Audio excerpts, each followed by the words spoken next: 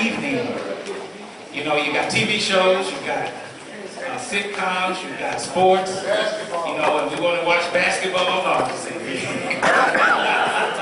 No, seriously. So, and it is a wonderful day. Now, so what I want to start with is what's on the board right now. And if everybody will look at that, it's absolutely important for me as a new councilman to build a database of who you are and what your issues are. What this index card is, and I want everybody to understand, this is the first thing. This index card, if you don't have one, you should get one, and I can pass those out. It's important for me to get names of who's at this meeting tonight. I need name, if you look up, name, address, phone number, email address if you want to include that. And also, we're going to show a list of commissions. So anybody here that's a resident of UCity, and I don't mean first, second, I mean first, second, third ward, I don't care. But it's important that you understand that we have commissions and boards that require volunteer assistance and help on those boards and commissions. Being a new councilman, I need to know your interest in being part of those commissions. So that's also something you can put on this card. Now, the last part of what goes on this card, anything that's not on this agenda should go on the back of the card. And what that means is if you have an issue that you haven't been able to address with the city councilman, with the focus group, with the mayor, with whomever, if you haven't been able to address this a particular issue, rental property was mentioned tonight, these cards and your issues are going to go directly to the city manager from me, and those issues will be addressed, and I will get back with you on those issues, okay? So we're going to try to address everything tonight, but anything not on this agenda should actually be written on this card, and we're going to get back with you after we address those issues with the city manager. So again, it's good to see all of you here tonight. Mr. Jennings here, Councilman Jennings from the 3rd Ward also is here, and I just wanted to introduce him. And let me see if there's anything else that we can actually do. Okay, so one of the first things that I want to do is I want to have Mr. Jennings, there's a couple of announcements that he wants to make, but I also want him to open up and speak up also. Good evening, everybody. How's everybody? Thank you for coming out to the town hall meeting. Wanted to piggyback with Dwayne on the boards and commissions. Why are they important? Well, this is where decisions are made. Citizens' input helps to change the traffic laws, helps to deal with community development, historic preservation. So there are plenty of positions, and people are coming off all the time. So if you really want to be involved, serve the community, guarantee that services are being delivered in different areas, this is the way it goes, join those commissions and so on. Also, we have 2 volunteer efforts that are coming up on Saturday. One of them will be monthly, and I'll talk about that one. On the table you see flyers from Lions Against Litter. This is an ad hoc group of residents that want to get together and clean up our streets. They want to do it as a team, but also as a way to be social, get to know our neighbors, and also target areas. So Saturday at 10 o'clock, they'll be meeting at Kingsland Park, which is on Kingsland and Chamberlain, and they're going to start over in that part of town. And we hope to move around to all the wards, all the different areas, and we're going to clean up our own rooms like our mother used to make us. Okay? The next one is an adopt a block. Lady of Lord's Church, Mount Gideon Church, SHED, which stands for Safe Housing for Elderly and Disabled. This will be, I think, their 3rd time adopting a block on Edsel, and they'll be working on, I believe, 9 homes this Saturday. And they will be meeting at Mount Gideon Church at 8 o'clock on Saturday. And volunteers will disperse. Another good way to get to know your neighbors, but also these are folks who, a lot of them have thought that UCity was trying to take their homes because they've cited for violations and they don't have money to fix their homes, and some of them just have been shut in. I remember speaking with one lady who, just kind of hunkered down in her house because she really thought the city was trying to take her home because of violations, and she didn't have the money. So she needed services. So it's important. This is also how we can be our brothers. Okay. Adopt a block. That's Saturday at 8 o'clock at Mount Gideon. And then the Lions for Litter, 10 o'clock at Kingsley Park. Thank you, sir. All right, now to piggyback on to what he just mentioned, and that is adopt a block. One of the things I felt as a new councilman is that what's important is, and this was one of the things that I talked about on my campaign, and that is the housing stock in the third ward. And I'm going to get directly into that. And the next person I'm going to introduce is our county council person, and that is Hazel Irby. And you know, there was a question that was asked of me is to say, why is Hazel Irby on our agenda? Well, the reason Hazel Irby is on our agenda is because the group she's going to introduce, and that is Rebuilding Together. She's had experience with the work that Rebuilding Together has done. Mr. Jennings here has had experience with the work that Rebuilding Together has done. And also I've had, even my next door neighbor was serviced by Rebuilding Together. The point of that is that we need several options. We need several avenues of work and opportunities and people that are coming in to UCity to help us with the problems that we're having with our housing stock. So it's not just internal with UCity and Adopt a Block, but also with Rebuilding Together. And I want to introduce our county council person, Hazel Irby.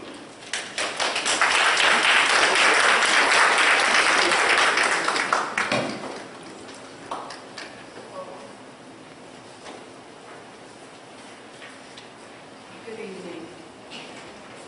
It's a pleasure to be here, and I appreciate Dwayne for asking me to participate. And just to address the question, why am I here?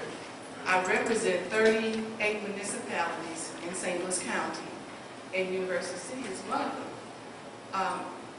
Most of the municipalities that I represent invite me to participate in their meetings, so I'm happy to know that my home, where I live, didn't exclude me. So to answer that question, I mean, you know, I'm always available. I've always worked well with the former council members. Councilman Price always called me and asked me to participate. Many times when you have a focus group on Tuesday nights, I cannot participate because we meet weekly on Tuesdays. And our meeting starts at 6 o'clock, so I'm not always able to be here on Tuesday. So this was great for me. I'm supposed to be on vacation this week, but it's just not working. So, but I'm always happy to be here. I saw the program when I came in, and I saw Rebuilding Together, and I didn't know that. But because of my experience with Rebuilding Together, I can certainly speak about that. Wayne called to ask me about getting some help for someone, and I suggested Rebuilding Together because when I had, and some of you may remember, I know some people remember the community partnership that was in University City for the prevention of substance and drug abuse. I was the director for a short time after the original director left. We had a 5-year grant, and we did all kinds of things in the community. One of the things was we partnered with Rebuilding Together. I think they started out as Christmas in April. Yeah. And I have a friend, Miriam Wilhelm, who was familiar with that group, and she introduced me to them. I can't tell you how many homes they came out and did in our community. And I mean, they do a great job. They bring a team with them.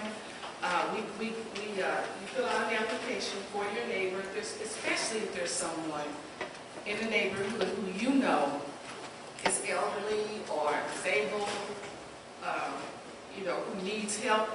They will come out, look at the house, and go in and do the work. And I mean, they bring a full team. It's just amazing. And I had told Wayne the one thing that they demanded, I remember very well, is that when they come out to work and they come to do the job, but they want everybody in that house, if there's anybody in there who's able to participate. And I understand that. It's just like with us at home with our children. If you're doing some work, and why would you be working and they're sitting down and not doing anything? You know, you expect them to contribute. So that was the only stipulation. Other than that, I don't know of anyone that we ever referred them to that they did not help. And so, do you have people here tonight from Rebuild? Okay, but I give them on a scale of 1 to 10, an 11. I love them, they work hard, they are in the community, they've been around for a long time, because I was over the partnership in 1990, from 1993 to about 1995. And we did a lot of work in the community partnership.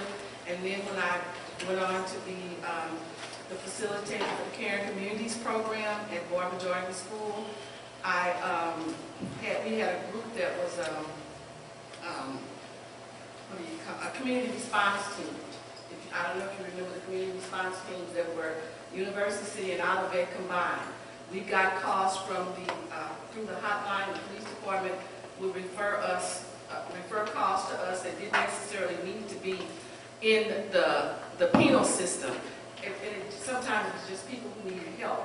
And one of those things was people who needed repairs to their homes or whatever. And I worked then as well with Rebuilding Together. And just an awesome team. I think they're fantastic. And so I'm introducing them. Yes. Well, and if there's anything else that you want to announce that's relevant, Nothing except we have a lot going on in St. Louis County, but one of the main things this summer is the launch code programs, the training classes. There are quite a few of them that have been going on the whole year. They now have extended through the summer. It starts with the youth as well as adults, and it goes up to adults. I was just talking to someone today, a state representative, who told me that a young lady just completed the program. When you finish the launch code programs, you are there are jobs available that start out at somewhere around $50,000–$60,000 a year, and I heard that like 90-something% of the people who go through the launch code classes do find work with the different corporations. So if you're familiar with launch code, then call the, I have a number that I'll give you before the evening's out. I have to check my email. But if you need to refer any of the youth in the community or anybody you know who would like to change careers maybe, to be trained for launch code, it's an 8-week program. And it's just awesome. It really is. They learn a lot. They don't have to have any previous computer experience. They're recruiting people from all ages, everything. I mean, it's fantastic. So if you have any questions about it, don't have any cards with me, take my number down, 314, and I'll give you my cell. Everybody has my cell. So 314-546-9804.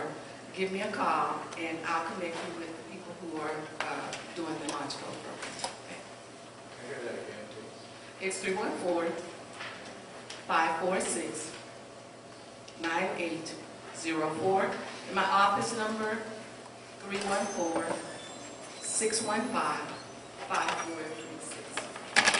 Are there any questions that you might have about anything in St. Louis County?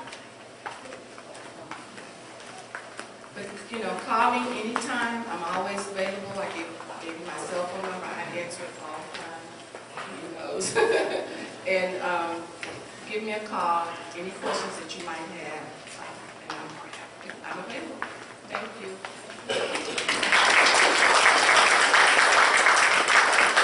And I want to go ahead and move things along and introduce Dave and Cheryl from Rebuilding Together. And while they're coming up, remember, index cards, if you don't have any, I need your name, address, phone number, and if you want to be on any commission, you can actually fill that out and put that on here.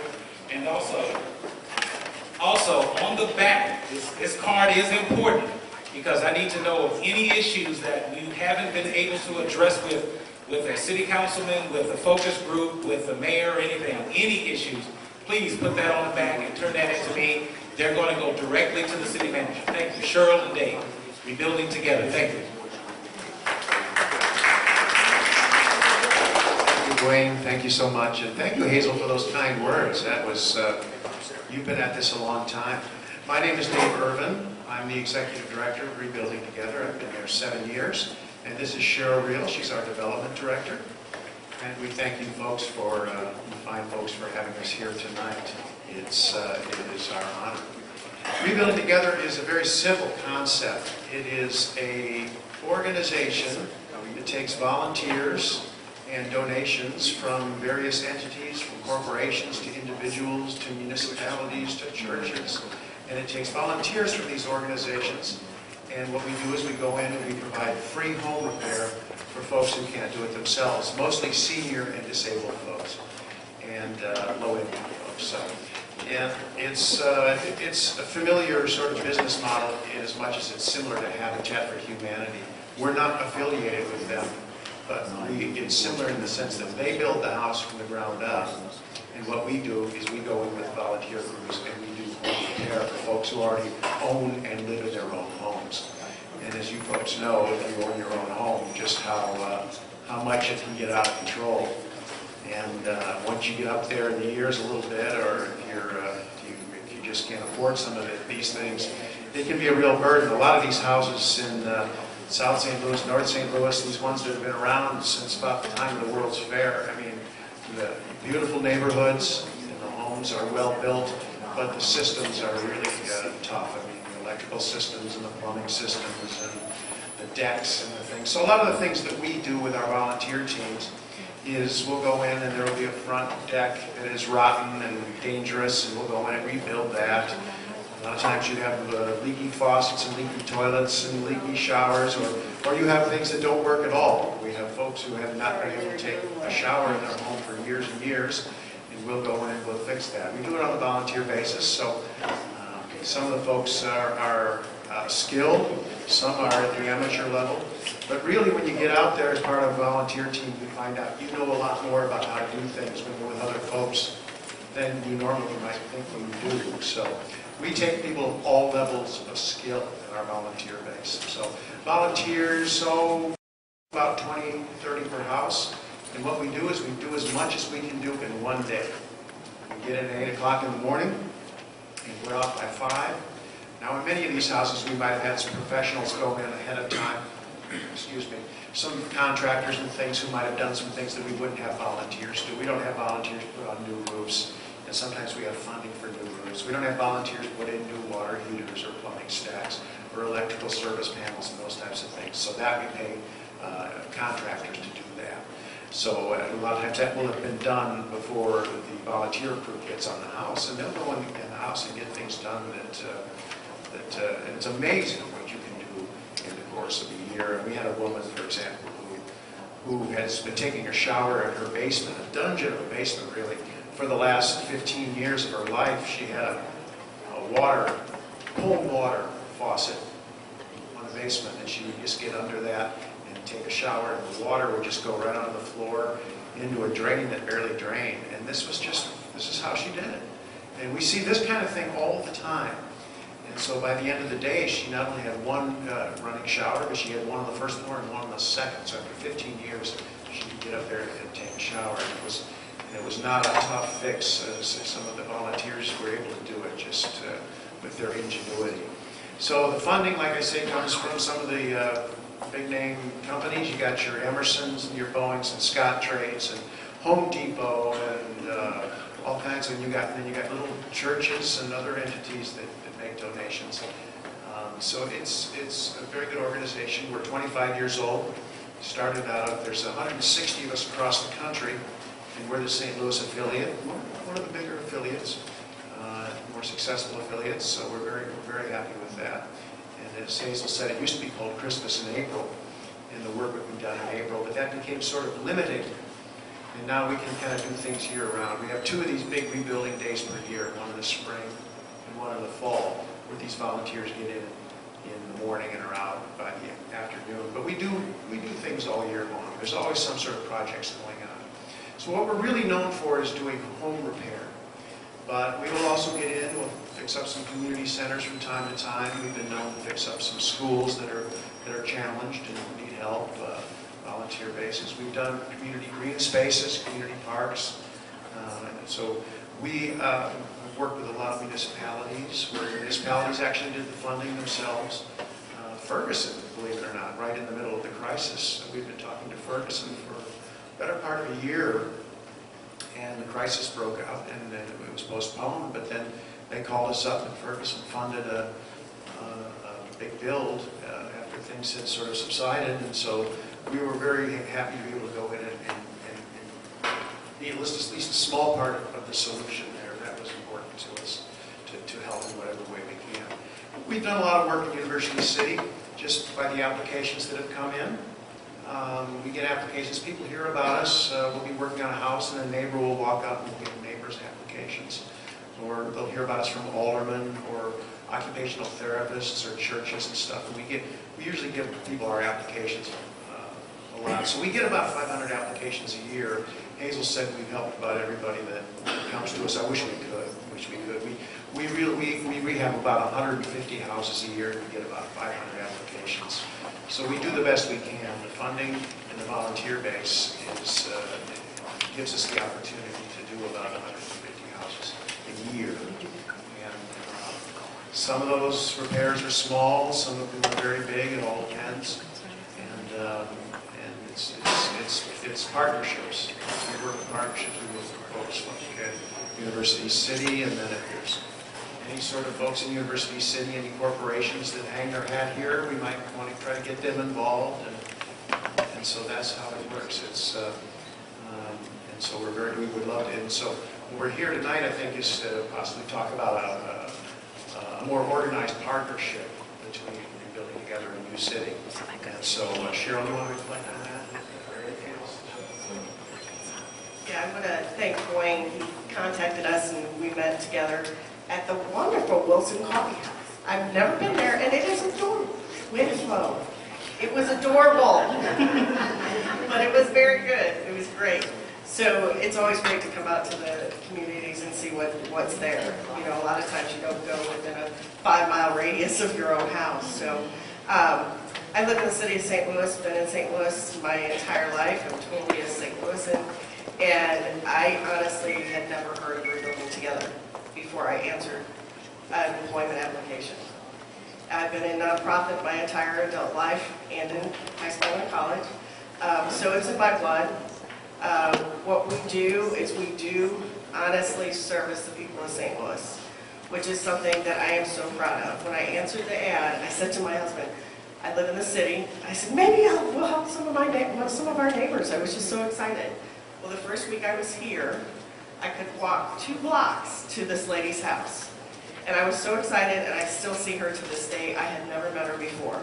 So it really does bring out the community and what you can do in a day's time.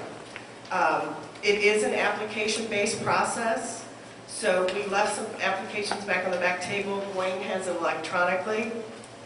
One of the things that I would really encourage you to do when you're setting out to do your application is to make sure that all the paperwork is there. Because if it's not, we're going to hold it and put it over here until we get all the applications. So we want to make sure that we process all the applications as soon as we can and have them evaluated, because the evaluation process can take anywhere from 4 to 5 months. Because what happens is you not only fill out the application and send in the documentation that's needed, and we go by HUD guidelines. We also send out work evaluators that go out to the house and assess the house to make sure it is really something that we can do. Some houses we have to pass on, but most of the houses we don't. What can we do to make this individual, this elderly, disabled, or veteran homeowner, safe, comfortable, and independent in their home? That's what we do. We're not extreme home makeover, as much as we would like to be, but we look at what are the most qualities in the home to make that individual safe and comfortable.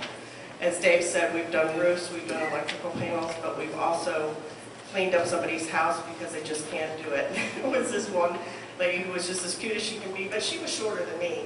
And I'm only 5 foot, so that's pretty darn short, right? Everything was spotless from here on down. She couldn't reach high. When she realized that you know, taller people than me could go and help clean her house. It was amazing. So we're here to service you. So I would encourage you to fill out an application. We're currently recruiting for our fall and our spring build. Our fall build is in October, and our spring build will be the last weekend in April of 2017. And we hope to, again, have a big program with University City itself, maybe do a block or a neighborhood in the community. So we're in talks and partnership with that. So we certainly appreciate your time. Does anybody have any questions? There's brochures and applications on the table. Can you volunteer for your choice of community? If I live in UCity, I would like, if I would volunteer, I'd like to volunteer for UCity. Absolutely. Yeah, all you need to do is grab one of our brochures, our phone number's on that. You can call and you would talk to Jesse, or you can talk to me. I'm at extension 12. Our phone number is 314-918-9918, and I'm at extension 12.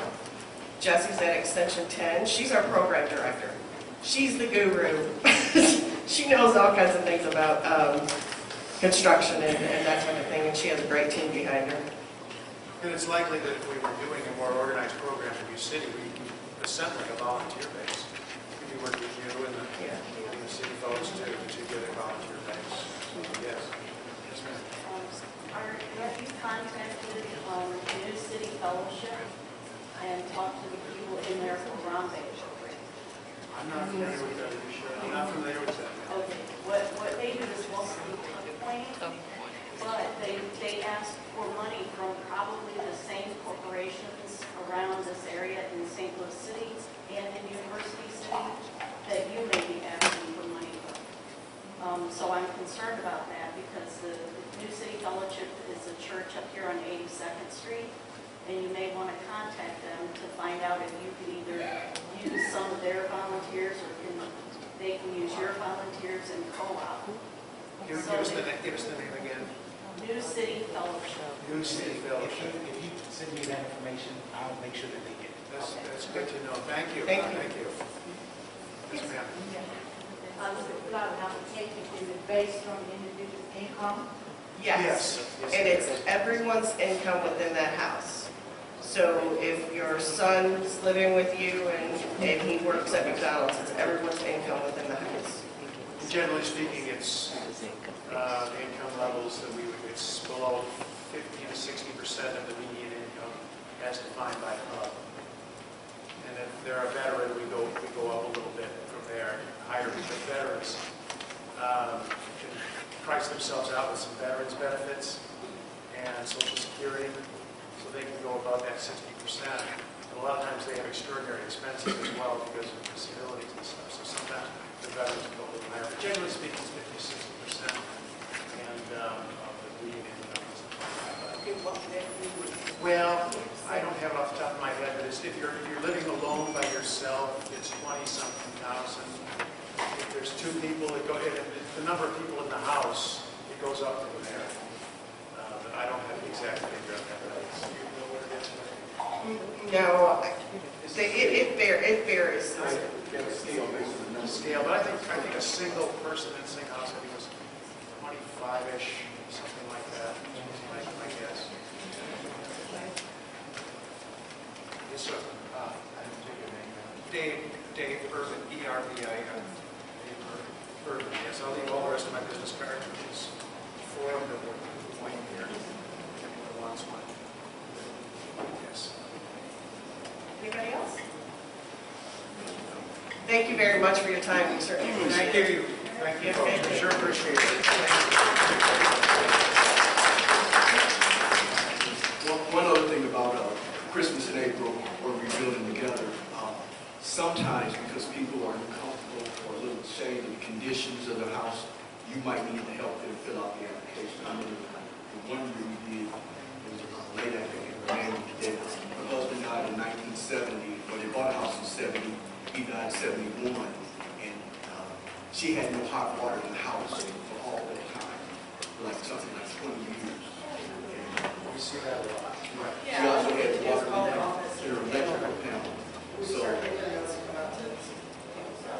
So if you know someone that doesn't come out that's elderly, you might ask them, do they need your help, and help them fill out the application. Thank you very much.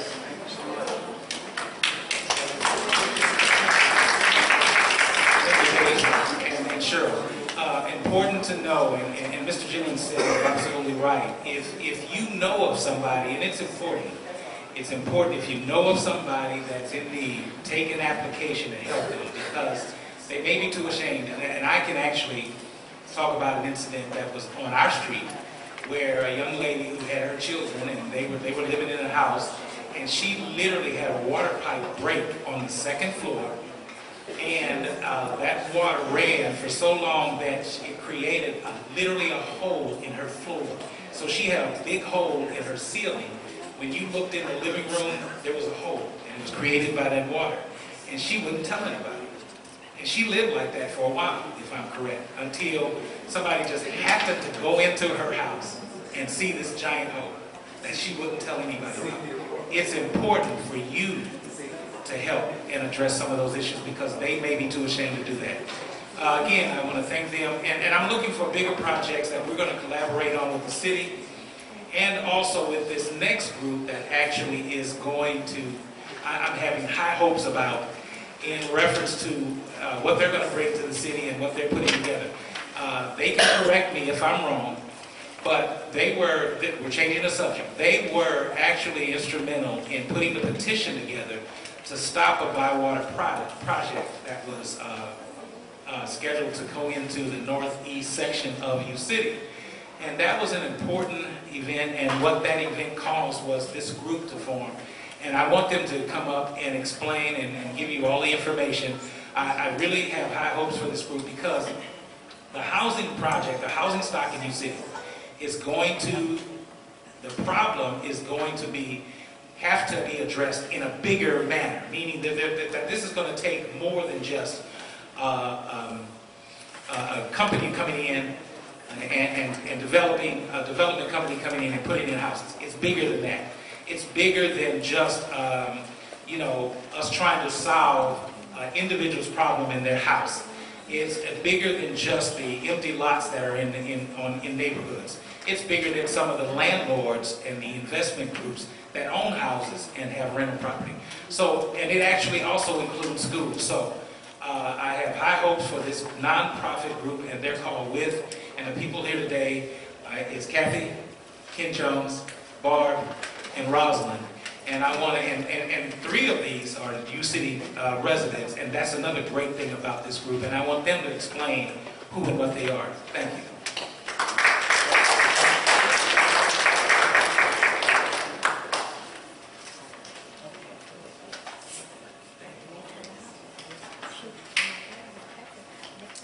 I wrote a long speech, but I'm not going to do it. But it will remind me what I should be saying. First, my name is Rosalind Williams, and I'm the new board president of a new organization that was formed about a couple of months ago called WITH, W-I-T-H. My background is as a city planner. I've been a city planner for 40 years, and I worked in suburban communities. My last employment was in the city of Ferguson. I was the planning director. And before that, I was the planning director in the city of Kirkwood for 22 years. And my major project for the city of Kirkwood was the Meacham Park redevelopment TIF project that no one will believe, but took about 15, 16 years to actually go from annexing the neighborhood all the way to rehabbing all of the houses in the neighborhood. And that was done with money that came from the commercial development, which most people don't realize, but it was a great combination of a commercial and residential project. Well, I want to introduce WITH. Our mission is to cultivate communities of equity, opportunity, and upward mobility for all. It's a big mission. We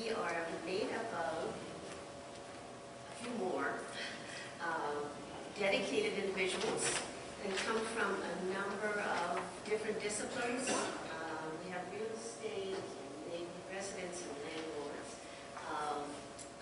We have people who are involved in education and public relations and community engagement, and I'm a planner. We have a tree, and we've been meeting for about a year. We've been talking about neighborhood revitalization, but mostly inclusionary housing that kind of came out of the whole Bywater intervention that we did.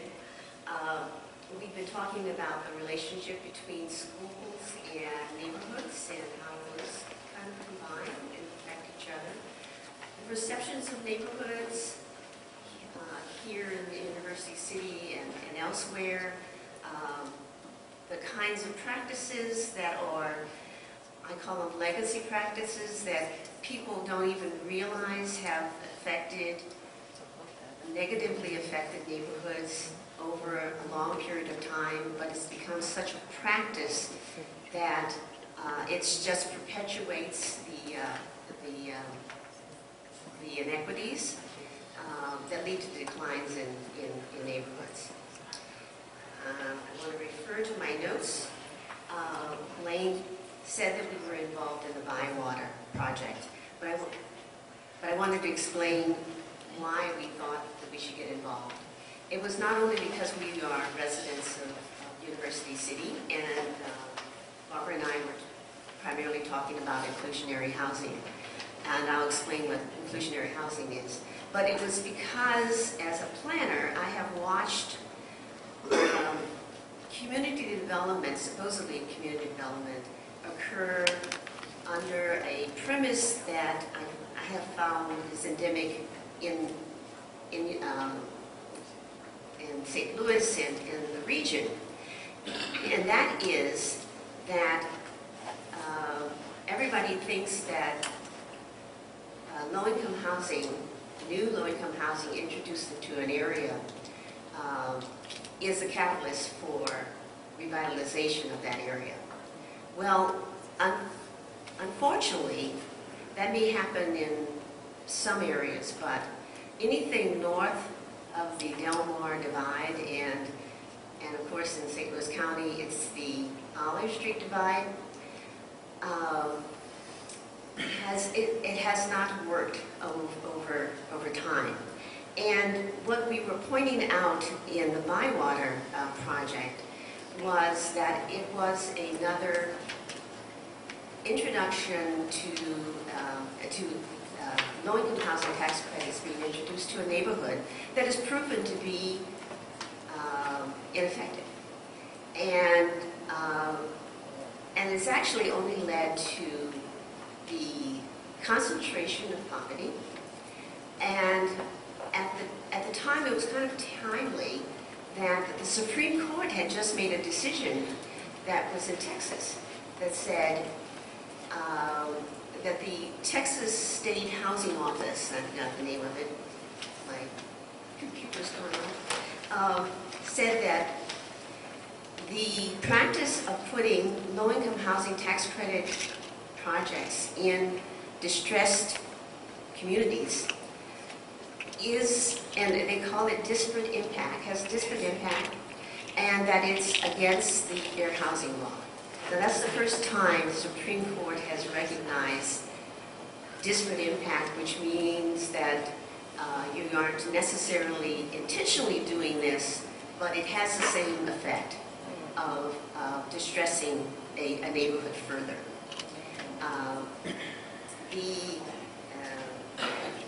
The center, and also HUD had, also at the same time, HUD had come out with a new policy that low-income housing tax credit projects and low-income housing, any kind of subsidized housing, should be instituted in high-income areas, and they call them opportunity areas, so those are opportunity neighborhoods. So stop putting housing, low-income housing tax credit projects in low-income areas. It does it does not what everybody thinks it should do. And there are too many years, like 20 to 25 years of evidence that it hasn't worked.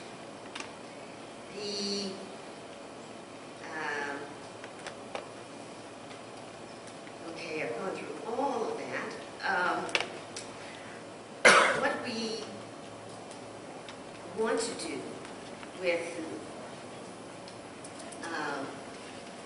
and it's interesting that our name is with, but we want to do it with the community, is we want to be the community quarterback in helping a neighborhood turn around. And we were focused on Northeast neighborhood, which with all the statistics that we included in our letter to the Missouri Housing Development Commission that would have approved that project, we were saying that it meets all of the requirements of a distressed area. Only half of the area is owner-occupied. Quite different from where it started. And the neighborhood has, let's see if I get my statistics right. It has 30% of the population is under poverty level. And so we want to help the neighborhood figure out the real issues behind decline in the area and work on the real issues, which my colleagues are going to talk more about, to work in a coordinated fashion to work on those issues that are reversing the prosperity of your neighborhoods, and try to deal in policy and advocacy and programs to fix it up. We think that we don't need new housing yet, that the way to work on a neighborhood is to actually rehab, and rebuilding together is one aspect of that, is to rehab the existing houses and get the neighborhood upgraded so that it can attract new residents that are probably higher income. We also need to work simultaneously on performance of the schools that affects the dynamics of the neighborhood. And so those are the kinds of things that we want to be the quarterback with the neighborhood to come up with a plan to attack those kinds of things. Yes? Are you wanting like our feedback of what we want, or are you guys just organizing it yourselves? No. Okay. No.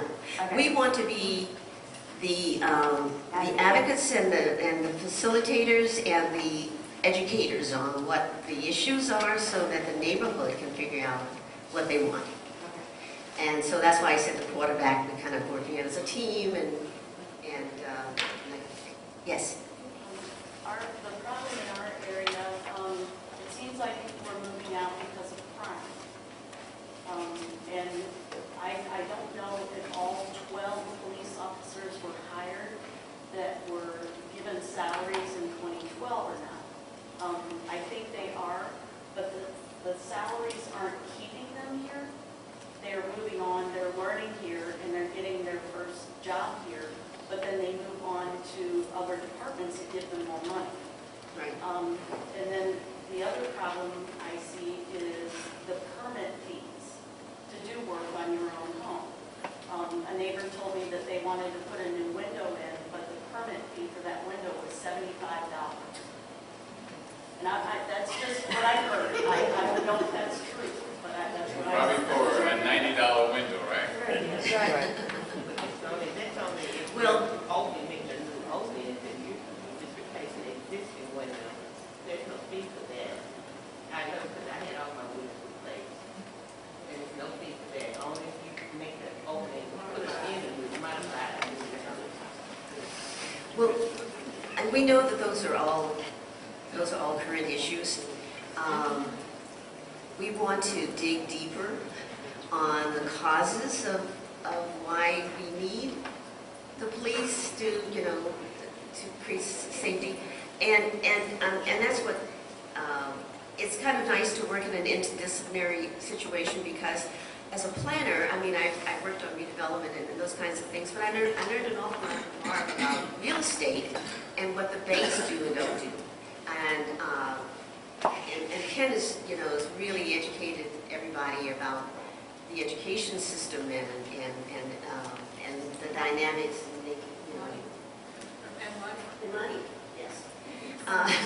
Where to get money. Where to get money, right. So we're here to help. We are volunteers, and we created this not-for-profit so that we hope eventually we can get some funds to be able to do something in the neighborhood. Okay, so with that, Yes. we have a couple houses that are vacant on our property and are extremely dilapidated. And we have a couple properties that are rental property that are extremely dilapidated.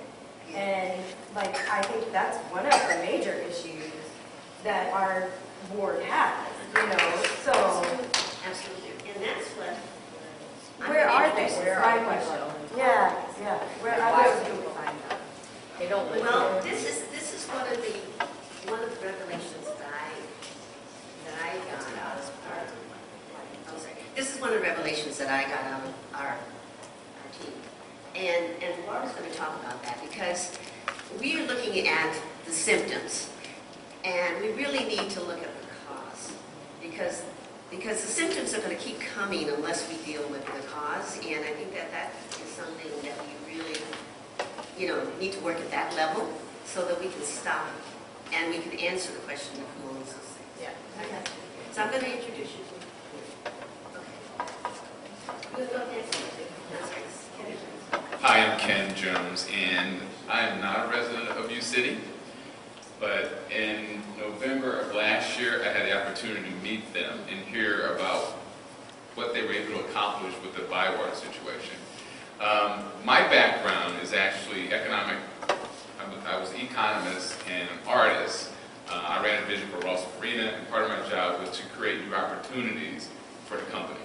My job was to seek out information that was relevant to the brand or the organization and make sure we took full advantage of it. That could have meant land, space, whatever. My job was to make sure that happened and happened effectively and happened in a way that the company directly benefited from. So in my years, I started asking myself, as I sat in my office, I started asking myself, I volunteered. My sister was a social worker for Annie Malone, it was an orphanage.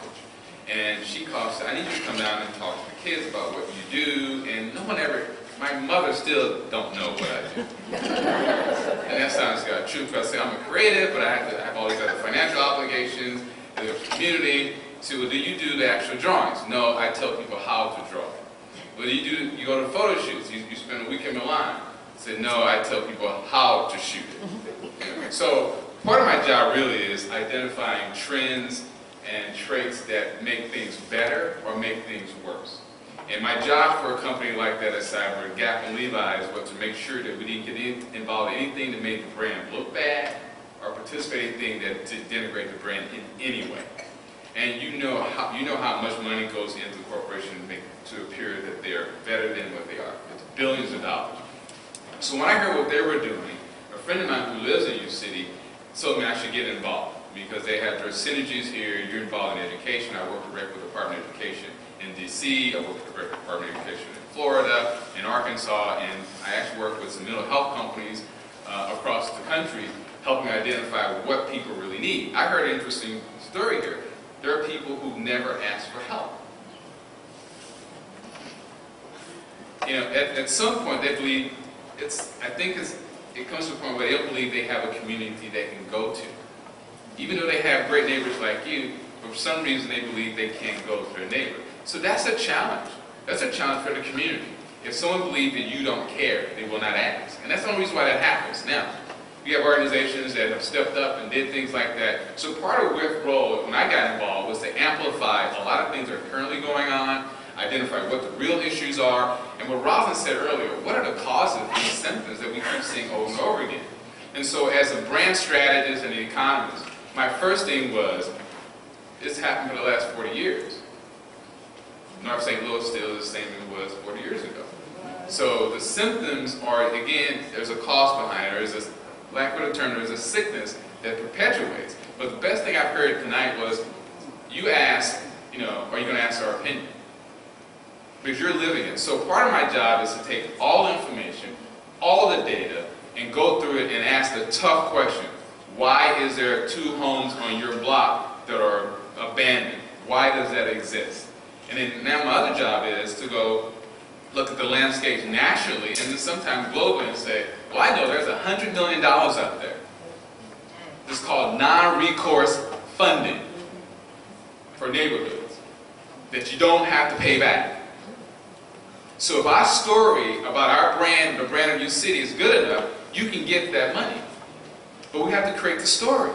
And so part of creating the story is not just looking at what we look at in terms of just sheer economics as relates to jobs coming to UCity. There's a new company here. We have to look at what in terms of how people are living, what the healthcare system is like. So part of my job is to create what we talk about as wraparound services to the entire community. So we address the impact of housing on education, the impact of education on housing. You heard that from Rosalind's perspective, why people don't buy houses in UCity. What healthcare means for University City. What all these things mean, they all tie together that at some point we have to raise our hand and say, well, I've kind of had enough. And we've gone from, we've heard this story over and over again, and I always tell our team, it's anecdotal. We like to talk about the story because we feel some release in it. The moment you leave here, you feel that, you go, oh, I got a chance to talk about it, I feel a little better. But then tomorrow, you'll tell the same story over again. So my job is to take your story, realize the story, put measures on it and accountabilities that we have to address. Our team have to address it. We have to address it. We're leadership with the mayor's office, with the state governor, and the national organization that can help fund these efforts. But right now, this is just a story. And we've been telling the story. We used to tell the story.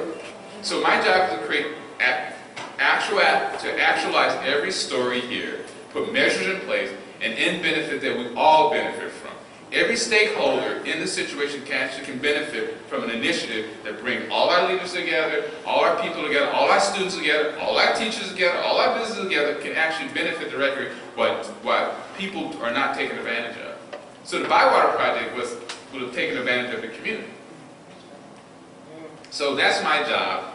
I like my job. I love my team. They're the greatest team in the world. They're a little hard on you sometimes because you know what? They expect to make a difference.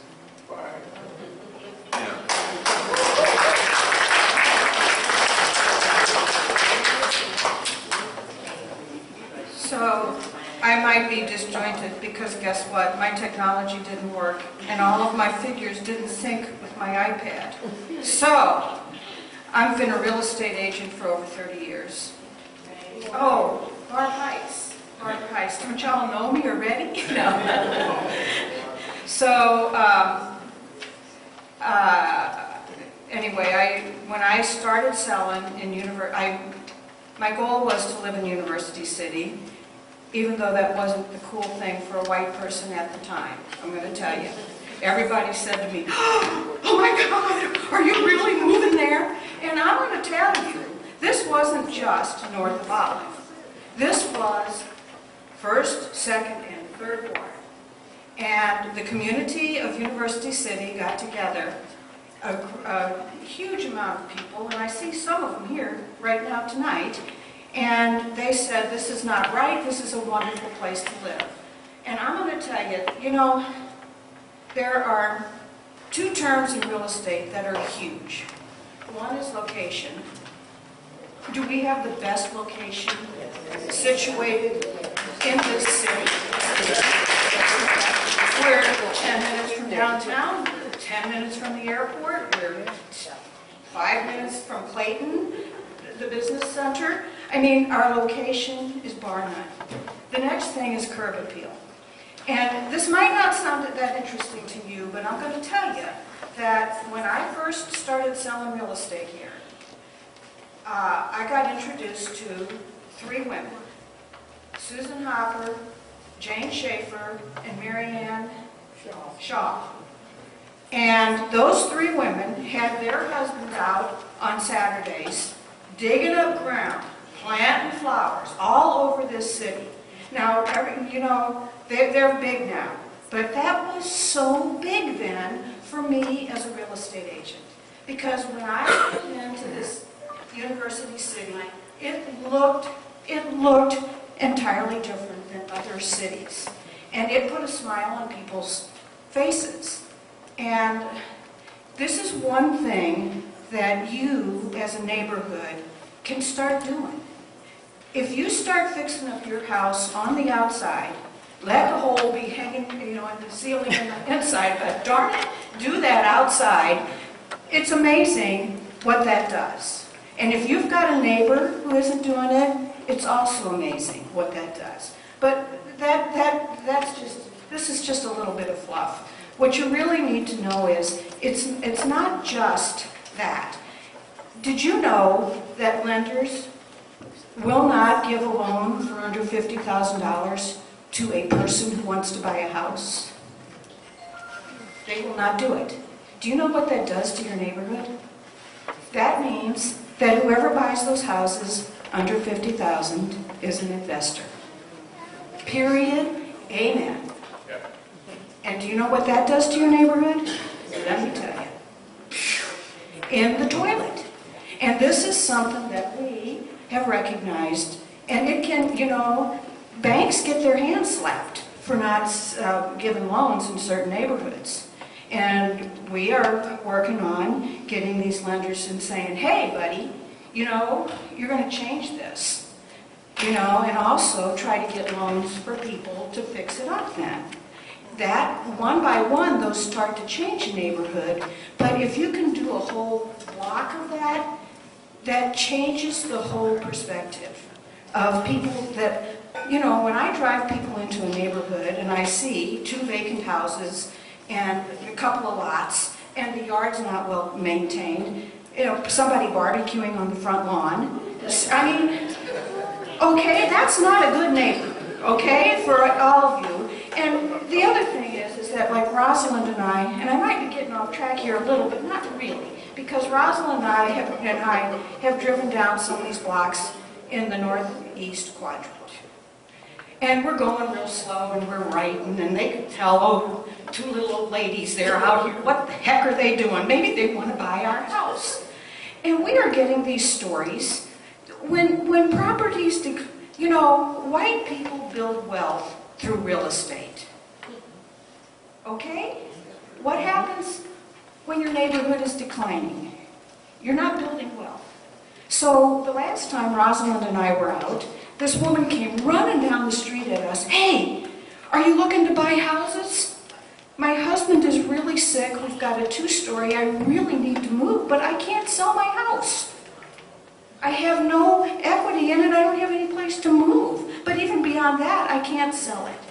Now that is part of why we need to get these banks in there to help us get some of the money that we know is available out there for neighborhoods. I did a study. Do I need to go? Okay, but can I just tell you that I did a study of the houses from Sutter to Partridge that sold last year.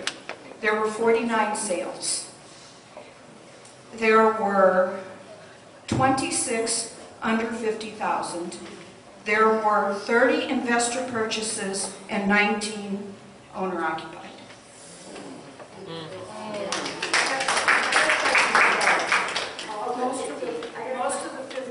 Most of those were under 50. The investor Do you do commercial real estate too? I've got them going right now. Okay, It's not my bailiwick. No, I'm just saying because we live on Chamberlain, and our backyard is all commercial. And there are 3 properties right in our backyard that are for sale, and we're a little concerned with what goes in there because we already have Quick Stop, who is a potato chip bag away from throwing it in my yard. I leave my recycling bin out literally so people can throw their trash in instead of throwing it in my yard. It gets used. It gets used. So why don't we have trash cans? Right. Interesting. Please, no. Give me all No, the I information. am. Give me all the But my information. question is, like, are you going to be involved with the commercial sales over there? Is there a way that I'm you can be actually, involved? part of my job is, my responsibility is also look at corporate dynamics and make sure corporations understand the implications they have on neighborhoods, what that means to you as a neighbor, and what it means to the value of your home. So part of it, we are looking at those kinds of solutions, what can be done in those areas. Okay, just making sure. I'm just going to be really brief. Kathy Stratman, I'm involved partly because I've been involved. I moved across the street from Richard Dockett, and those of you who know Richard, you're involved if you're within range. And also Barbara Heiss is my sister, my older sister. I'm speaking to you tonight as a neighbor.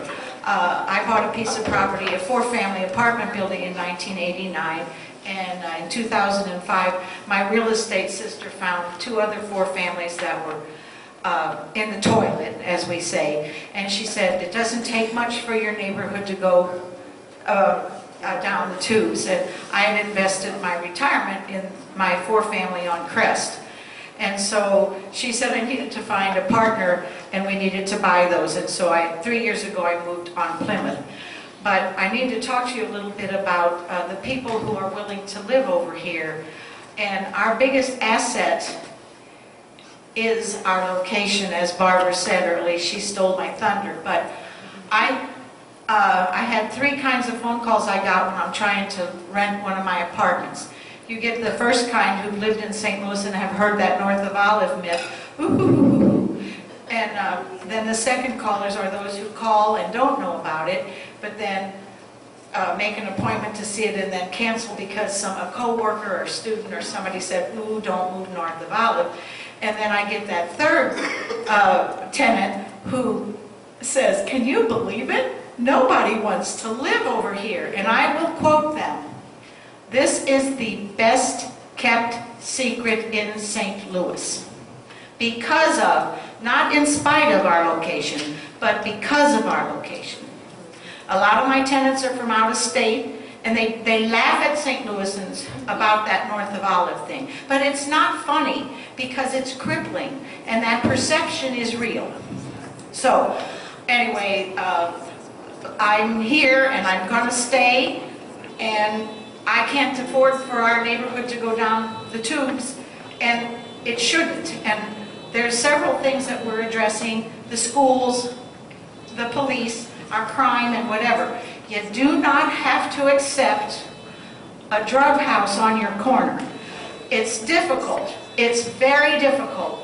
But together, and if you persist, you can do it.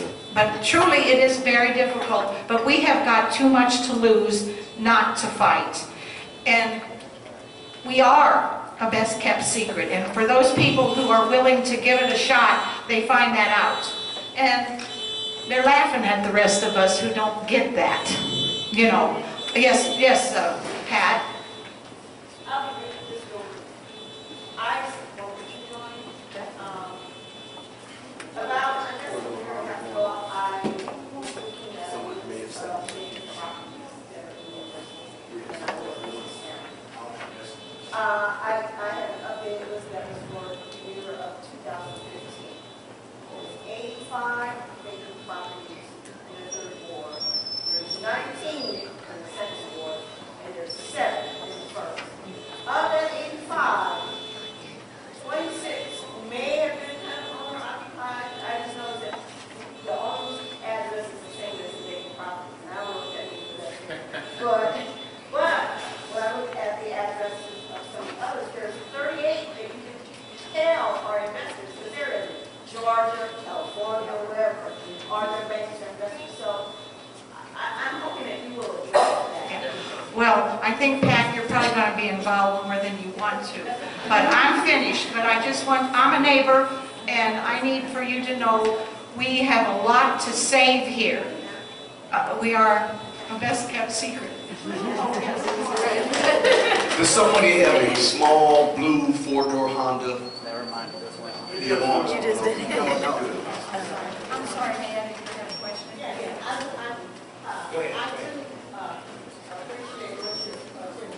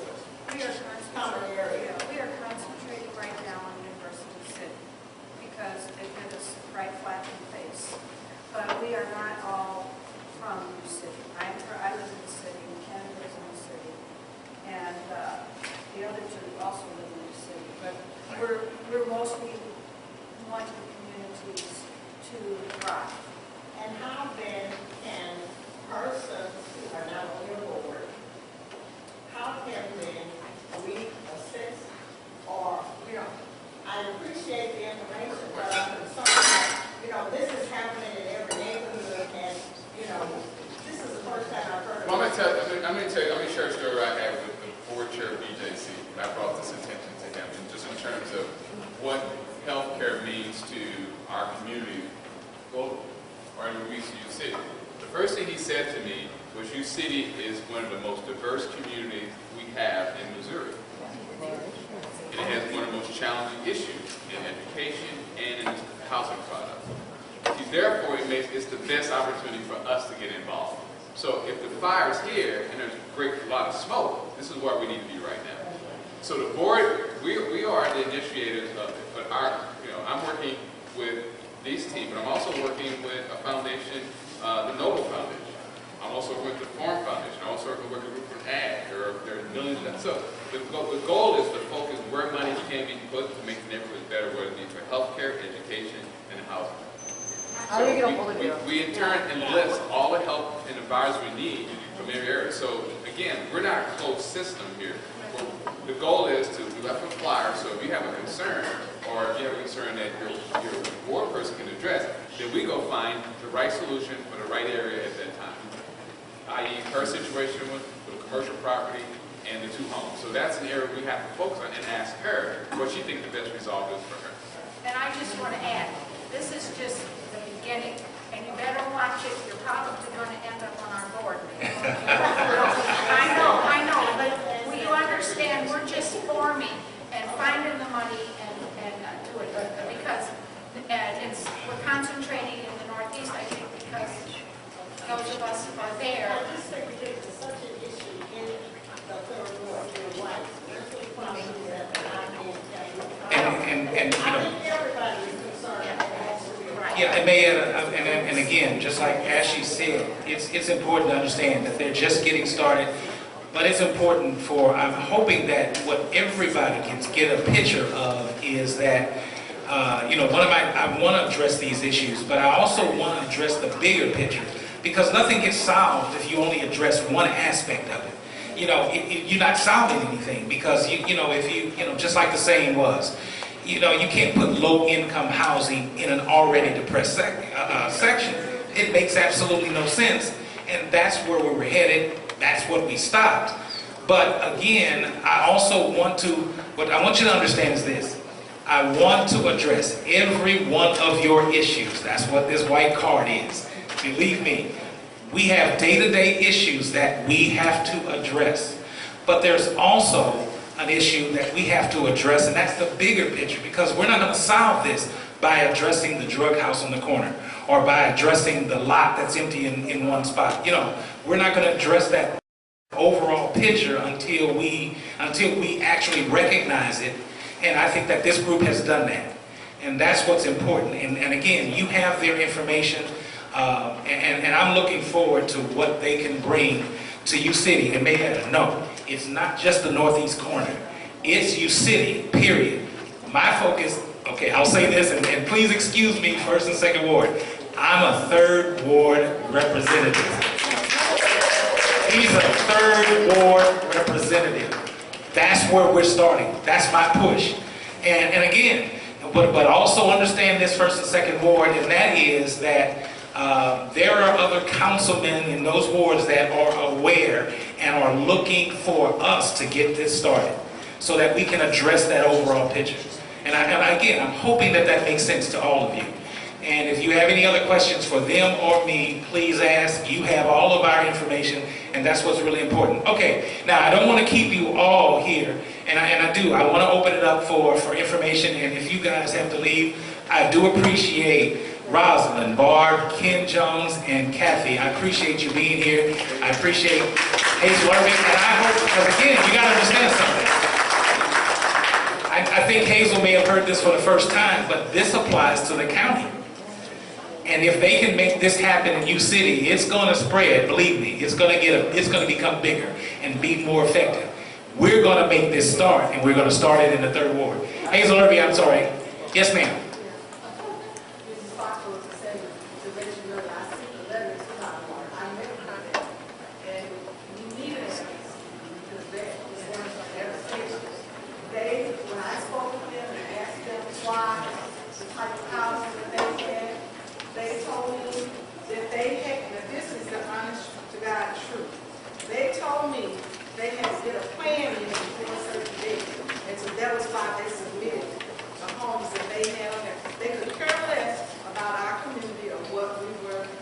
want filled, what we need filled. They were just trying to get something in the door, like the deadline is in apply for the grant. So the pressure that you all put on, that all of us put on, and calling MXCC and keeping them from getting that grant was important. And that's why, that's what I wanted to say, that's what she also wanted to say that. But my point was, is that we need guidelines. We need our council to work toward strict guidelines for third quarter, same ones that we see over in the first and second ward. I've complained for years. I've been here since 1972. I've complained that on Olive, we have 90 beauty shops and 90 barber shops and pay, you know, check all of that. Let's bring stuff that we can actually use. When I asked this before, and this before you knew you, so, but when I asked about this, I said, why don't you see this on their home? Because they have codes. You cannot have more than one, I got how many types of things. Right, absolutely. On their home. We want the same thing on ours. Right. When I say that, I'm not being prejudiced against any nationality or anything. We don't want to live where, I'm sorry, but I don't want to live where people say it's a certain national, I won't even say the word. Right. But everybody knows, everybody third ward, you know that. We don't want that. Please set guidelines that make our third ward as attractive and appealing as any other area in this new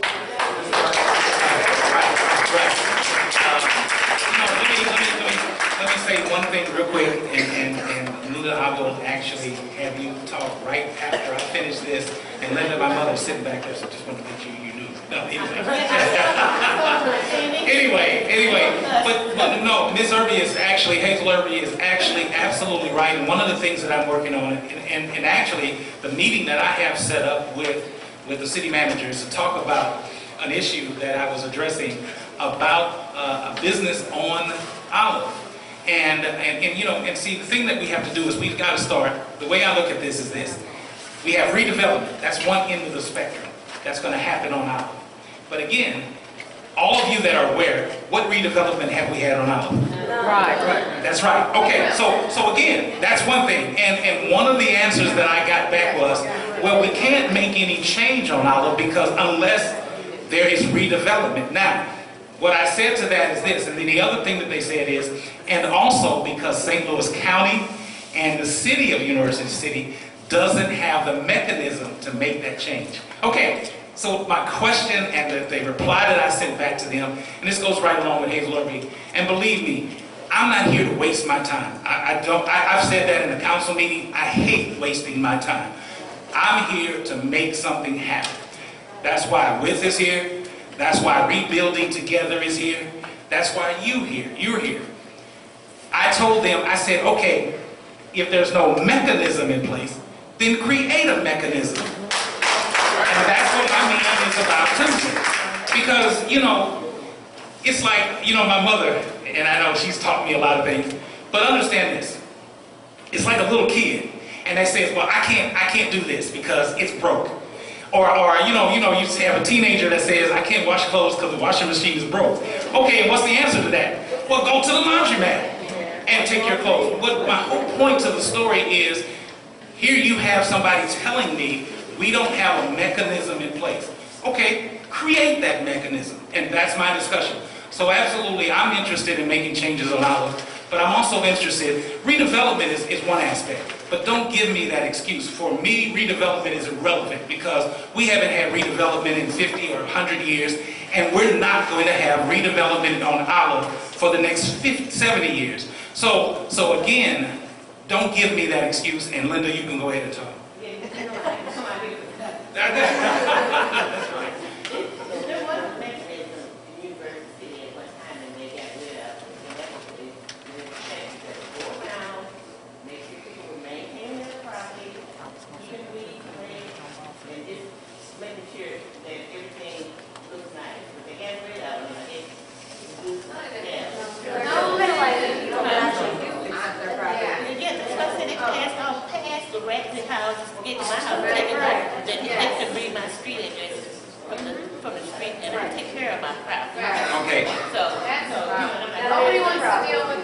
Yes, ma'am, sure. No, I understand that, and please, give me that information, and I want to hear you. I know, I want to hear you, and please, but what I'm saying, Linda, you know, was there anything else? And I just want to... Okay, all right, well, let me get to this. Let me do this, Linda, if you don't mind, because I want to make sure that you understand what this meeting is about and make sure that we get that done. We're not going to be here all night. One of the things that's happening, and now I'm on the police relocation and the police funding, and I want you to understand, please take the packet that's in the back, because I want to tell you this, and with the agreement of Mr. Jennings, we're having this meeting. There's no other ward having this meeting, because we're getting ready to vote as a council on funding for the police station. Now, let me explain something to you. Linda, please take a seat. I don't want you to, I don't want you, but I'm not going to forget you. I know you too long. See, I've known you too long to forget. See, that's right. I'm not doing that. I'm not going to do that. Right, but and there are, but what I want to say is this, and I want you to understand. Please take the budget packet, because I want you to understand the options that we have in reference to bond issue or certificate of participation. And again, I don't have an expert out here. I don't know. The only expert I know is Kevin. But anyway, I don't have a staff person here because, and I did that on purpose because I didn't want to waste your time with that. I want you to see what's being offered. But this is the main thing that I want you to understand. When they voted to have a new police station, were you asked? When they voted to relocate the police station, were you asked? When they voted to, we're in secret negotiation right now, and I can't talk about that, but we're in secret negotiation right now about the location of the new police station. You have nothing to do with that, again. So what I'm telling you that no other ward is doing is right now you have an opportunity to know and express your opinion about the funding that's going to be voted on very soon for the police station. That packet has all of the information and the options. If a bond issue is agreed upon, you pay taxes on that. You understand? If a certificate of participation is agreed upon, then what happens with that certificate of participation is that they don't have to come to you at all, meaning that we can approve it as a council and they can jump right into it immediately and whatever their schedule is. I'm giving you general terms. I'm not trying to be specific because what I want you to do is have that packet and have the information. Now, if you're looking at that, and I don't know if we can put that on the screen. One of the things I want to put on the screen about this packet is that what it shows you is 3 examples of the bond issue, and on the back of that bond, it tells you what taxes you will pay. Okay, what your tax assessment is going to be. So again, I want you to have that information so that when it comes time and the council presents whatever, if in fact they do, and that's offered, you're going to know. You're going to know. You're going to know now. You have that information. I guarantee you that nobody else is meeting and having that information brought to them right now like this. So again, if there are any questions, and that's where we are, I can address anything, but again, I want to make sure you have the packet, make sure you have with information, make sure you get an application just in case you know somebody that needs a Rebuilding Together application, because I want Rebuilding Together to stay here and start initially on rebuilding UCity, specifically the 3rd Ward and Mayetta, everywhere in the 3rd Ward. I'm talking about even your nice little house. I'm talking about all that. But anyway, I want them here because I want them to stay here, and I want them to, once we get it together with and once we get it together with the council, to do a bigger project. And the one thought is we're going to go neighborhood by neighborhood. And we're going to do this because I don't like wasting time. Yes, sir. I just need the phone number For to the people that spoke here. I'll give you this right here. The phone number on the phone. I don't know if there's a number, but again, give them. There's no number right now, right? There's an email address. Okay, all right. Miss Pat. Do you know if the city administrator have contacted a bond from, I was at the study session, and the person that they had there that was presenting all the information on the various bonds, Not that I'm aware of, no, but we had, that person works for UCity that was presenting in the finance department. In the study session, is that what you were referring to? Yeah, but it was, I know she's a consultant. Okay. I think she brought in, but she mentioned that, she said, I think your next step should be that you bring in a bond attorney. Right. And Right. so- Well, but I think the issue, we haven't done that, no, but I think the issue was this, because one of the questions that we had, and I think I raised that question first, is because one of the things that I want everybody to understand is that this is an opportunity to get some things done, meaning that you have University Heights that are concerned, and it is everybody, but University Heights is concerned about the historic buildings. That's part of the reason why Proposition H passed. So as a council, we should address that.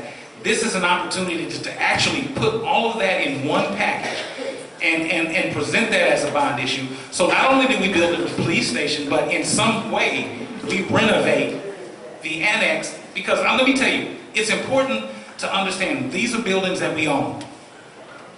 I've said this, and I might be the only one that thinks this, and I'm not saying that anybody else, and that including Councilman Jennings. I'm only stating my opinion. If you know in the past couple of months how many times that elevator has broken down for the 5th floor of City Hall. Now, what's happening is this, and this is the one thing I don't like as a new councilman, and that is that there's only one way in and one way out. Did you hear what I said? One way in and one way out. And when that elevator breaks, you literally have to climb down or climb up 6 flights of steps. It's illegal for people to not have access to that meeting. You have to make it accessible. So, okay, Cook, Mr. Cook, right there. Yes, sir. I hope I can get this across to everybody. I wish I could talk. But I wonder how many have noticed that on the north side, the price of your land have increased, but the price of your property has decreased. And you mean price in reference to taxes or? Real estate taxes. Real estate taxes, yes, sir. And property, I have a tenth of an acre, Yes, sir. and I can point the property south of Olive, sitting on the quarter acre, paying less taxes than me. Yes, sir. So I didn't pay. Put that, please, write that down on the card. And that's important, and that's important to address. Yes, sir, it is. It is, yes, ma'am. So that's actually a good point, because next to Webster, we're the second highest paying tax bracket. And we don't live like Webster. No. How's the police station gotten this bad? Well, okay. Now that I'm on the inside, and I will simply say this, we as you know, I'm on the inside, so, you know, we've allowed that to happen, and that's what we're trying to make a correction. So, and that I can't answer the question, but if you write down, believe me, I will address that. That will actually be addressed. Yes, and that's true. And that's true. Again, what I want to make sure you understand is that that's what your card is for, because it's going to happen. Linda, I want to make sure, no, go ahead. I wanted to address your question. Simply stated, it was just neglect. It was priorities the city had, and the chief and the police officers have been asking for years to be something to be done. It wasn't that bad 10 years ago, but over time, it got bad. So They don't want to service us because we're not taking care. no, I wouldn't say that. They'll service you regardless. But again, some officers, in my opinion, look for greener pastures with fresh air, and that was the working conditions. Right, that's why they don't want to work here, because of the way it looks and how they have to deal with it. Well, hopefully within 2-3 years, we'll have that problem solved. Someone's going to have to pay for it. I mean, we have 2 options, and we're going to talk about the options in a little bit. I'm good with Sarah, go ahead. Well, I wanted to find out, we came in late, and I wanted to find out if you talked about the wash problem we have here. It wasn't on the agenda for tonight. We can follow up and have another meeting to talk about pros and cons of Washington's development. Well, I was trying to say that if people here who know our state representative, Joe Adams, that we could call him and ask him for legislation that deals with non-for-profits buying up our property and shifting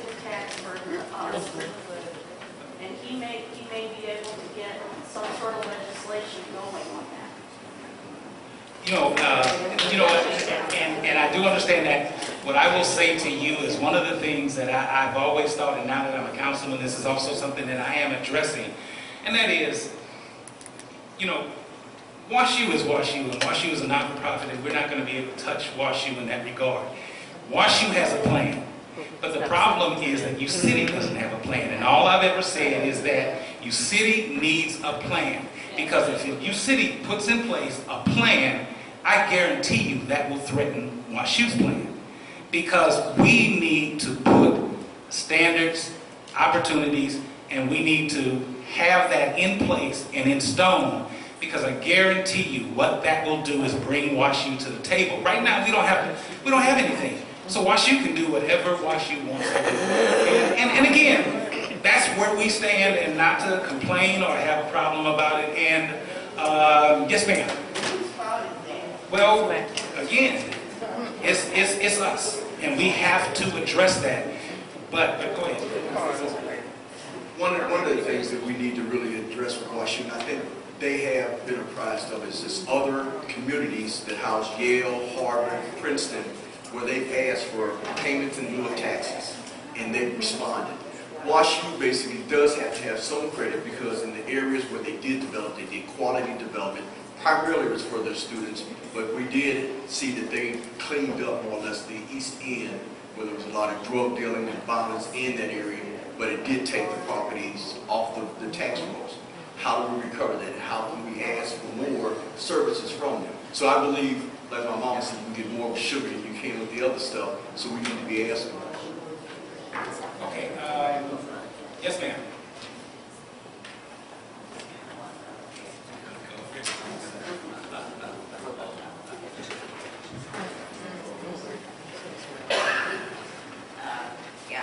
I heard all the issues and concerns, and these are the same concerns we all have.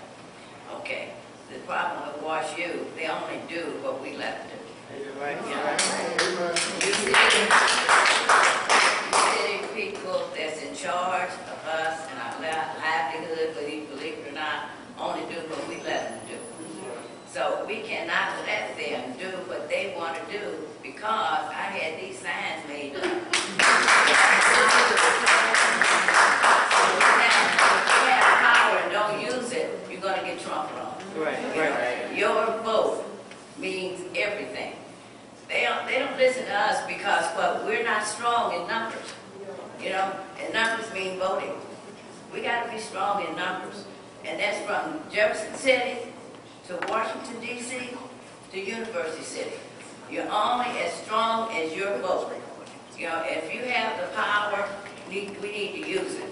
And we need to use it right here with our neighbors, with our families, encouraging each other to vote. Make sure that they're registered and encourage them to vote. Because I tell you what, if you don't vote, you're not going to get anything. If they're not afraid of you, that you have power, you're not going to move anything. The traffic is going to stop. The buck is going to stop. We pay taxes. We pay a lot of taxes. But what do we gain from those taxes? Just about nothing. They don't come and inspect our neighborhoods. There's a tree over on North and South, right off Hawthorne. The tree is dead and it's leaning over, in the thoroughway. You think they'll come get and cut it? No. You think the inspectors don't see it? They see it. North and South and Hawthorne. I went down there, but you invest in your property. Your property is only as valued as the properties that surround you. And if these properties are not being kept up, when you get ready to sell your house, you're going to get a penny for it. So what we got to do? We got to vote. I have some of these signs. I'm going to pass out some, and I want you to put them on the corner of each thoroughway, not in your yard. This is it right here. This is what's going to get us where we need to be. Okay, thank you. Very quickly, Mr. Cook, what I will say is at the next meeting, we're going to have somebody, Mr. Cook, we're going to have somebody here to address your tax issue of the next meeting. So I want to let you know that that's going to happen. And is there, who would you have next? Yes, ma'am. I have a comment about the tree that Rachel was talking about. Yes, ma'am. If you worry the little guy who's in charge of the forestry department, Right. if you call him enough, Right. he will cut a tree down. Okay, and we'll address that and make sure that's noted. They are in action. Yes, ma'am. Let me also make sure that you understand, and I hope that everybody understands. Yeah, you understand a bond issue, but understand a certificate of participation. And that might have been a question that was raised. And a certificate of participation is like a lease. That we, and what you have to understand is that, again, the city doesn't have to have a public vote on that at all. We can just make the approval. And what that is like a lease agreement, and then after the end of the lease term, we can buy the property or whatever. But that's what a certificate of participation, all of that information is listed in that packet. So please make sure you get that packet and understand everything that this city is about to do. And you do have a say-so in that, and so that I want you to understand what's going on first. Well, Mr. Stewart, yes, sir. Go ahead. Two questions. First one, we had the rebuilding people here earlier. They did say something about they work with community centers as well. Has the city considered partnering with places like that, nonprofits, to do some of this work that we're, seem so distressed on budget and funds to do? Number one, and then number two, with the both of you here, where are you at as far as the two options? If the vote was, if this was the council meeting tonight, what would you vote on as far as bond issue or certificate of participation? Well, for me, and I can actually say, and I don't have a problem doing that at all, and that is that I would personally vote for a bond issue. And the reason I would vote for a bond issue is because what that does for the city is that that's an extra piece of money that takes care of why we're voting on this, meaning that it builds the police station and the municipal courts. And what it doesn't do, but what it does do is allow us the use of the funds that we have so that we can address street issues, so that we can address tree issues and address those issues and we can continue to address those issues and not be locked into a payment that we have to make every year. So that would be my vote. But understand this, I want to have your opinion about that, because I represent you. My single opinion is just me, but I represent you. I had whatever number of people that voted for me, and that's what I need to understand and hear, because that's what's more important to me than my single opinion. And I'll let you address that. Well, I would love to see it as a no tax increase bond issue, so we don't feel the pain of an increase. So that depends on how they structure it at the bond and rating company. Actually, if you look at the timing in the package, this was designed because this is a necessary expenditure we're going to have to make. So if there is a bond issue that is put on the ballot and it fails, the alternative is going back to the cop. Whatever happens, basically, we just have the choice to make the choice: do we pay for it directly out of our city's budget, or do we go ahead and fund it with the bond issue?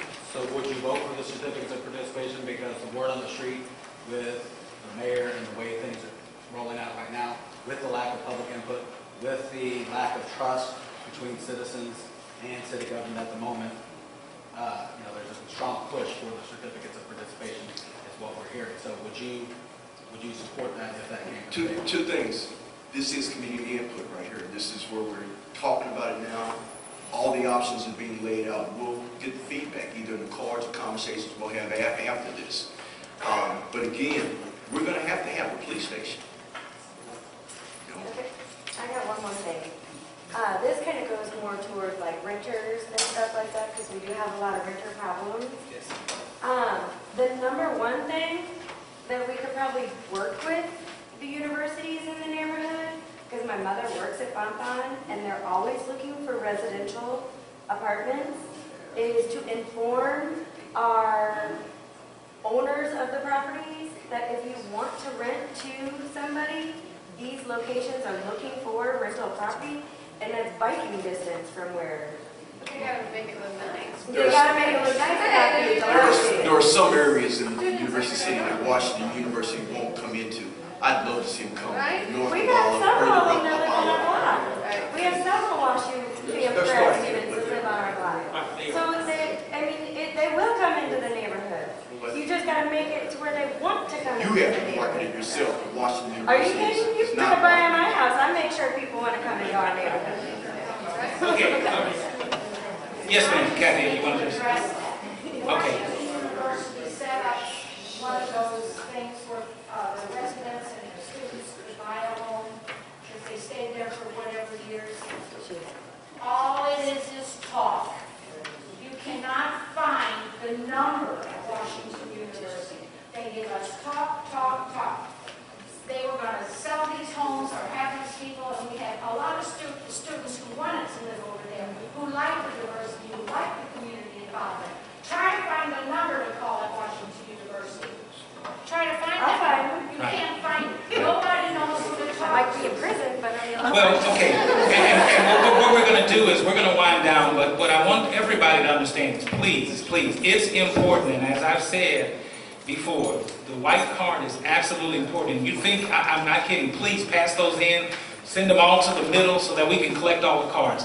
Because your concerns, your reports, your complaints, all of that is absolutely important and is going to the city manager, and that will be addressed. And you will hear from me or Mr. Jennings or whoever. But even with the short time that I've been here in this position, we're addressing a lot of issues and getting some things done. And again, it's about taking care of the bigger things. It's about taking care of the little things. It's about taking care of everything. And that's what I want you to understand. You said some things here tonight. You write some things down. See, so what you have to understand is we're trying to address everything, every concern that you have. And before you speak, Linda, I wanted to make sure you had anything else to say. Well, I would just say that with these rental properties, and I know you said that someone said that a lot of the properties are out of town, I want somebody locally named those properties. And they need to be held accountable.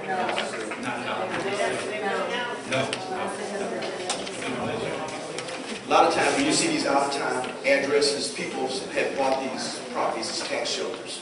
So the more that they appreciate, the more they write off, and that's the strategies they have as a lawsuit. Well, it needs to be done with the rental properties to make the landlord totally responsible. True. Yeah. We find a lot of them. We've sent letters. A person in California really doesn't come to court here in St. Louis. So it's hard to enforce. I would like to see some kind of housing policy that if there's enough documentation of neglect, even police disturbances and calls, that eventually the city can take possession of the house or evict someone who's breaking the law. I would love to see some kind of ordinance or law, and that's something he and I have talked about that.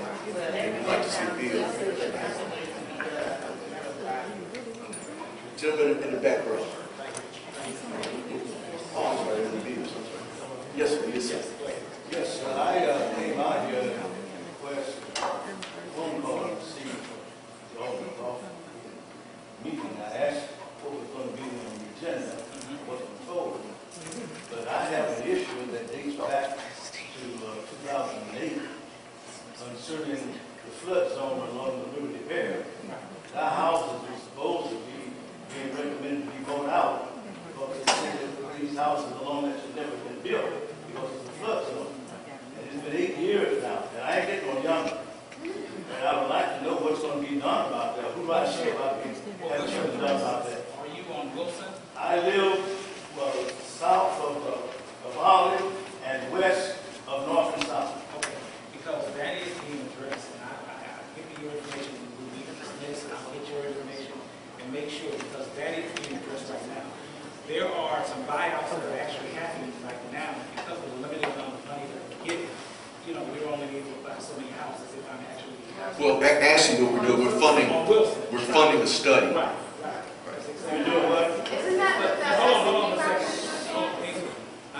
The flooding on Wilson, when that happened, we held a large meeting, county council, we invited all the council and just so we know, the homes that were purchased on Wilson had everything to do with what Congressman Jennings did.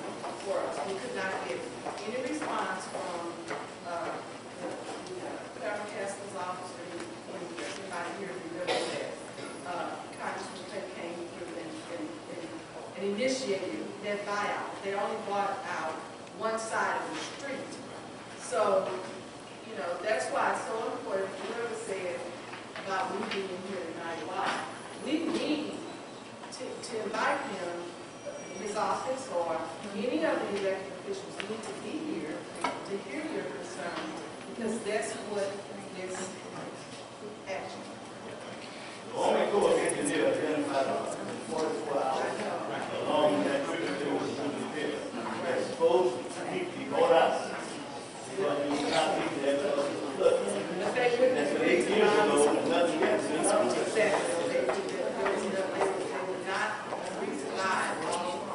They bought the ones they said were the most Critical.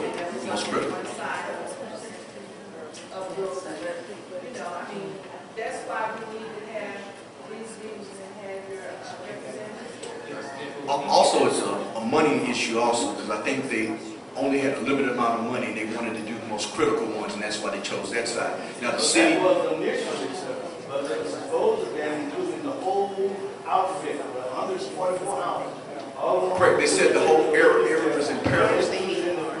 Right. And that was a report from about 10 years ago. Now there's a new study with the Corps of Engineers that are about to start and complete that will hopefully identify more houses or the next phase of houses. But once they identify the houses, the money has to come. It's my opinion that the money should come from the federal, state, and city level, local level, to make it happen more. But again, we're going to get back on. I'll check on that. I'll check on that with Congressman Blake's office to see where they are in purchasing the other homes, if they plan to or whatever. I will check on that. My house is not on Wilson. Right, I understand that. Those are the only places they bought out. That's right. Yes, But sir. we get calls from everywhere, from Drexel and what's that other street that's right there. Drexel. So there are a lot of houses. Right, Rachel. There's a man down in the corner of Rachel. She calls me. We're going to take another question into that. I wanted to find out, I heard you saying a moment ago that they are sending notices and et cetera for these property owners that are out of state. But my question is, we're sending the notices, but are we doing anything to enforce them? Or, you know, a lot of times, and I know it's fantastic for the city areas and all of that, that they just continue to allow interest to build up on it, but are we taking any further measures or steps legally to enforce these people to take care of the deterrent that is happening with their properties here? What are we doing to enforce it, not just sending them a note? I've heard stories of one property in UCity that has probably about 20 arrest warrants for one owner who's out of town. So what do we do to enforce that is what I'm saying, you know, instead of just Unless he take comes, their property? as far as I know, unless he comes in the area. Can we not take property? Take his property. Right. You have to go legally. We'll address that. Yeah. Right. So legally, do we have any legs or stands to do something more than just letting him build up 20 citations? Stiffest penalties up to $1,000. Okay, I can't hear. And arrest. So once that's been executed on someone and they haven't paid the fine, because they're on Okay, now what I will say is this. What about nuisance property? No, we Buying are doing it. nuisance property? We are, and believe me, we're going to address that. What I'll say is this, in the next meeting, we're going to address those two issues, nuisance property, landlords, because we're addressing that issue.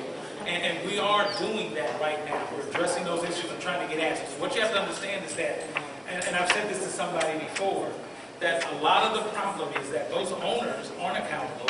And when the courts give them a certain time frame, and if you understand and agree, what happens is it goes to the court. It's literally out of our hands. We can't do anything because the court says, okay, they have 90 days to correct this problem. We can't do anything. And then what you have to understand about that is if they contact the judge and the judge is sympathetic, the judge is sympathetic, they'll give them another 60 days. But So then what does UCity do in that case to continue to pursue it? We're going to address that at the next meeting and have people here to do that. Well, okay, and again, I want to close out, if you won't have to leave, and I appreciate all of you being here. I want to thank Hazel Irby, I want to thank all of you for coming. I want to thank Mr. Kevin Taylor for his participation in this.